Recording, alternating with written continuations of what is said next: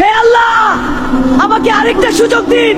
আমি নামাজ শুরু করব, আমি সব পাপ ছেড়ে দিব, আমি আপনার পথে ফিরে আসতে চাই, আমাকে একবার সুযোগ দিন।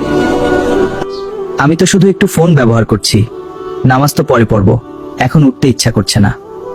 সময় তো অনেক আছে সামনে, এত তাড়াহুড়া করার কি দরকার। রাত বাড়তে লাগলো, কিন্তু সে নামাজ ভুলেই গেল। আজ নামাজটা বাদ দিলাম, শরীরটাও একটু ক্লান্ত লাগছে।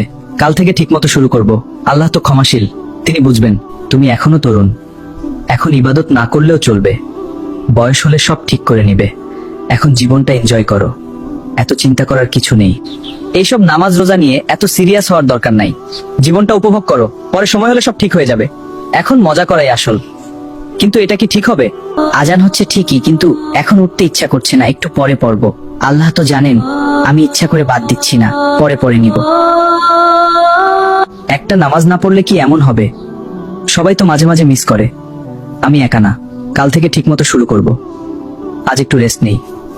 ভিতরে ভিতরে একটা অপরাধ বোধ তাকে কষ্ট দিতে লাগলো। আগে আমি নিয়মিত নামাজ পড়তাম, এখন কেন জানি আর মন চায় না। আমি কি ধীরে ধীরে আল্লাহ থেকে দূরে চলে যাচ্ছি? আমি কি সত্যিই সুখে আছি? এত কিছু করার পরেও কেন শান্তি পাচ্ছি না? মনে হচ্ছে কিছু একটা হারিয়ে ফেলেছি। রাত যত গভীর হলো তার অস্থিরতা তত বাড়তে লাগলো। আজ খুব অস্থির লাগছে, বুকটা কেমন চাপচাপ করছে। মনে হচ্ছে কিছু একটা ঠিক হচ্ছে না, হয়তো ঘুমালেই সব ঠিক হয়ে যাবে। ঘুমানোর পর সে এমন এক জায়গায় পৌঁছালো যেটা তার জীবনের মোড় ঘুরিয়ে দেবে। আমি কোথায় চলে এসেছি? চারপাশে এত অন্ধকার কেন? এই জায়গাটা এত ভয়ঙ্কর লাগছে কেন? আমার খুব ভয় লাগছে। তুমি কি ভেবেছিলে তোমার প্রতিটা কাজের হিসাব হবে না? তুমি কি মনে করেছিলে নামাজ ছেড়ে দিলেও কেউ কিছু বলবে না? না, আমি তো পুরোপুরি ছেড়ে দেইনি। আমি শুধু দেরি করছিলাম। আমি ভেবেছিলাম পরে সব ঠিক করে নিব। আমি তো ইচ্ছা করে করি নাই। শাস্তির ভয়াবহতা তার সামনে ফুটে উঠল। শয়তান তোমাকে বলেছিল, কিন্তু সময় তো শেষ হয়ে যায়। যখন মৃত্যু আসে তখন আর ফিরে আসার সুযোগ থাকে না। হে আল্লাহ, আমাকে আরেকটা সুযোগ দিন। আমি নামাজ শুরু করব, আমি সব পাপ ফিরে আসতে চাই, আমাকে একবার সুযোগ দিন। আমি আমার ঘরে, কিন্তু এত বাস্তব লাগছিল, মনে হচ্ছিল সব সত্যি। আল্লাহ আমাকে হয়তো সতর্ক করলেন। এইটা কোনো সাধারণ স্বপ্ন না, এটা আল্লাহর পক্ষ থেকে একটা বার্তা। আমি যদি এখন না বদলাই তাহলে আমার শেষটা খুব খারাপ হবে।